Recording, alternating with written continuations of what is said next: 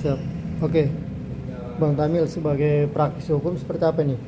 Melihat kasus yang sedang ramai ini terkait saling lapornya antara Nikita Mirzani dan Rasman nih. Abang sendiri melihatnya seperti apa kalau dari Rasman melaporkan dugaan penganiayaan sedangkan Nikita melaporkan dugaan pengeroyokan?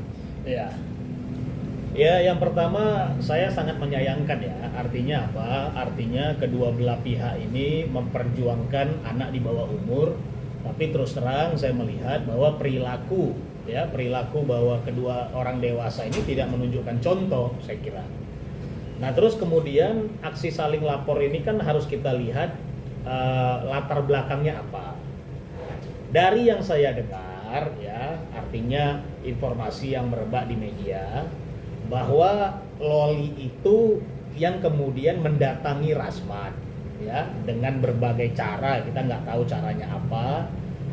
Nah, kalau kemudian ada seorang anak di bawah umur mendatangi seorang dewasa ya, kira-kira memohon perlindungan, atas dasar itu Rasman membawa anak ini kemudian ke kantor polisi, ya saya kira itu tindakan yang tepat.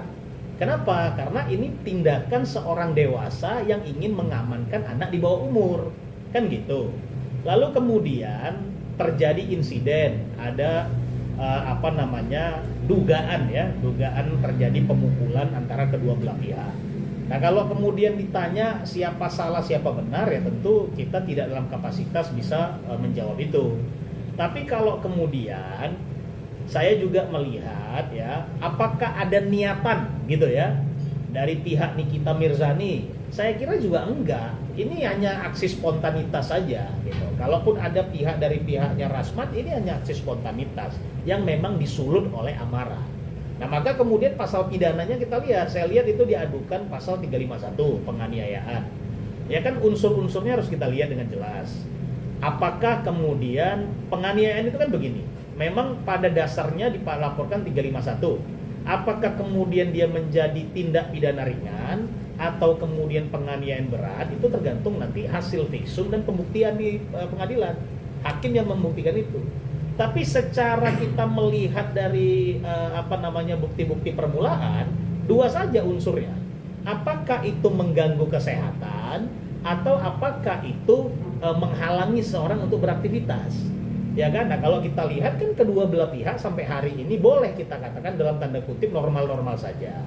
Ya kan? Ya, artinya apa? Artinya ini masuk dalam kategori 352, tindak pidana ringan gitu. Nah, jadi ya aksi saling lapor ini ya kembali saya katakan saya sangat menyayangkan ini. Kalau boleh saya katakan, sudahilah kegaduhan di publik ini. Kenapa? Karena kedua belah pihak ini ingin menyelamatkan anak di bawah umur gitu ya.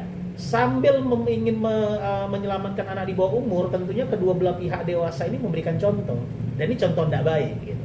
Ya, saya himbau agar kedua belah pihak ini lebih baik restoratif justice di kantor polisi. Kenapa? Karena juga jangan juga citra kepolisian menjadi buruk dalam hal ini, karena insiden itu terjadi kantor polisi. Saya kira gitu. Oke Bang, ini kan lokasinya sama nih di satu tempat nih kejadiannya dan laporannya juga di situ. Artinya apa nanti yang bukti yang kuat menjadikan patokan pihak kepolisian menentukan siapa yang memulai dan kenapa ini terjadinya penganiayaan? Itu dari mana? Apakah dari bukti CCTV atau saksi-saksi yang ada di situ atau seperti apa? Kalau kedua-duanya saling mengklaim bahwa mereka merasa dianiaya sama-sama. Ya benar. Nah, cuman kan semua itu yang namanya tindak pidana itu, ya tindak pidana itu ada mens rea, ya.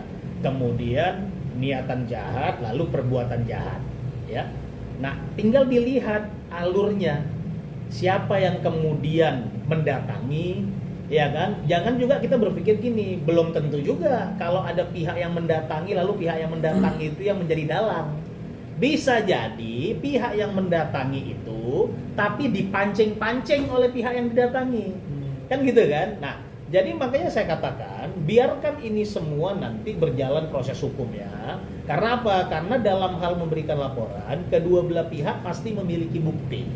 Ya kan? Juga memiliki saksi. Tinggal kita lihat mana kemudian yang paling benar, mana kemudian yang relevan, sehingga itu yang akan diterima. Saya kira gitu. Tapi seperti apa sih kekerasan? Artinya kadang kan orang melakukan kekerasan dengan alasan mungkin membela atau apa, itu tetap diperbolehkan atau seperti apa kekerasan dalam konstruksi hukum sendiri, Bang? Ya gini, dalam konstruksi hukum ya, kekerasan itu masuk dalam konteks penganiayaan. Ya, itu 351 sampai 353 atau 354 gitu ya. Jadi penganiayaan ringan, penganiayaan berat. Kemudian penganiayaan menyebabkan mati, itu yang paling paling paling fatal gitu. Nah, dalam proses hukum kita ada kemudian alasan-alasan yang meringankan. Ya, alasan meringankan. Kenapa saya katakan alasan yang meringankan? Alasan yang meringankan itu tidak belum tentu kemudian membenarkan perilakunya. Nah, gitu. Jadi, ketika seseorang melakukan pemukulan karena membela dirinya itu jadi alasan yang meringankan. Tapi pemukulannya tetap tindak pidana. Nah, apakah kemudian nanti alasan meringankannya itu akan dinilai hakim menjadi alasan pembebas dari si terdakwa ini, yaitu nanti di pengadilan. Maka saya selalu katakan, untuk penganiayaan selalu diajukan 351. Tapi apakah dia menjadi 352 itu tindak pidana ringan atau menjadi 353 itu nanti biar hakim yang memutuskan. Dengan apa? Dengan fakta-fakta yang nanti akan disajikan di pengadilan. Oke, Bang, ini kan kejadiannya di lokasi yang sama, artinya objeknya sama nih, Bang. Dan keduanya saling lapor.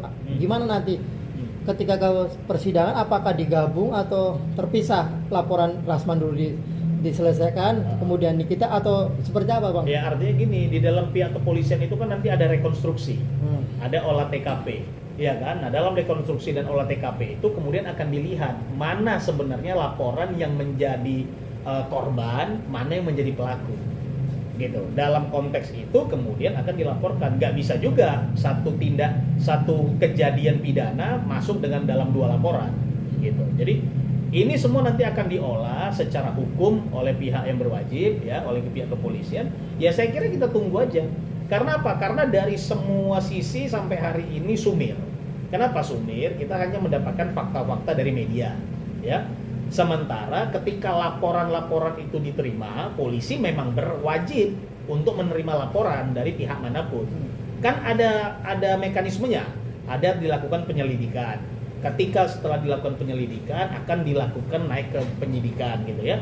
Nah, di penyelidikan ini akan dilihat apakah peristiwa hukum ini sudah pernah dilaporkan sebelumnya. Nah, di situ akan dilihat aksi saling lapor itu biasanya akan selesai di situ. Siapa yang sebenarnya akan menjadi korban, siapa yang sebenarnya akan menjadi pelaku, itu di situ akan terbuktikan.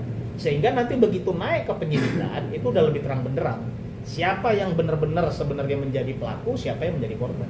Artinya akan dijadikan satu atau polisi memilih satu, karena kan lokasinya sama, laporan juga sama di situ kan. Berarti dipilih satu, tapi nanti artinya bukan artinya kalau kita menggunakan diksi dipilih itu kan menyederhanakan, ya. Saya nggak mau menggunakan diksi dipilih, tapi dalam penyelidikan akan diungkap fakta sebenarnya.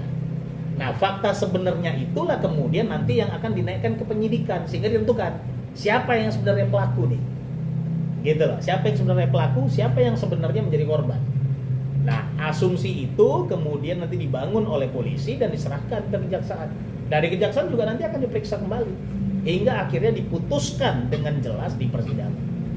Oke, Bang, selain ada laporan dugaan penganiayaan dan pengeroyokan, ada juga laporan penculikan, Bang. Kalau Abang sendiri dari sisi hukum melihatnya seperti apa, Bang? Abang kan tadi menyebutkan bahwa si anak lah yang mendatangi si Rasman, tapi di situ muncullah akhirnya laporan dugaan penculikan. Abang melihatnya seperti apa? Ya gini, kalau kita mau bicara ya, hukum itu terutama pidana itu kan konteksnya dua, ya. Mens rea, niat jahat, dan perbuatan jahat. Nah, kalau dikatakan Rasman melakukan penculikan, ada nggak mens reanya? Ada nggak niatan jahatnya? Bisa dibuktikan nggak? Ya kan? Lah kalau kemudian si anak yang kemudian mendatangi Rasman, kan gitu ya. Lalu di mana kita mau katakan Rasman ini punya niatan itu? Artinya gini, unsur-unsur pasalnya harus terpenuhi. Kecuali informasi yang kita dapat tidak seperti itu sebenarnya. Ya kan? Ini ceteris paribus nih. Artinya apa? Informasi yang kita dapat anak itu yang mendatangi Rasman, ya kan? Walaupun jadi tanda tanya juga bagi saya, di antara sebegitu banyaknya manusia, ya, lalu kemudian dia punya ibu, ya, dia juga di keluarganya ada kuasa hukum, kenapa dia harus mendatangi kantor Rasman? Nah ini kan tanda tanya juga nih bagi kita, ya. Artinya kan saya percaya nggak ada agenda yang berjalan sendiri, selalu ada agenda ganda, standar ganda itu pasti ada. Nah ini tentu nanti akan diulik oleh pihak kepolisian. Ya, apakah benar ini anak mendatangi Rasman ujuk-ujuk begitu saja? Atau jangan-jangan ada seruan-seruan oleh pihak-pihak tertentu untuk anak ini mendatangi Rasman. Kan gitu. Tapi dalam konteks hari ini, fakta yang kita lihat, ya, sebatas fakta yang kita lihat bahwa Loli ini mendatangi Rasman, tujuannya kemudian untuk mencari perlindungan. Atas dasar itu ini anak di bawah umur, Rasman membawa ini ke kantor polisi. Saya kira itu udah tepat. Dan kalau posisinya seperti itu, ya ada pertanyaan, tentu unsur pidana pasal penculikannya nggak terpenuhi. Gitu ya. Jadi saya kira kita juga harus objektif. Ya, nggak boleh kita, wah kesana udah pasti salah, kemari udah pasti salah.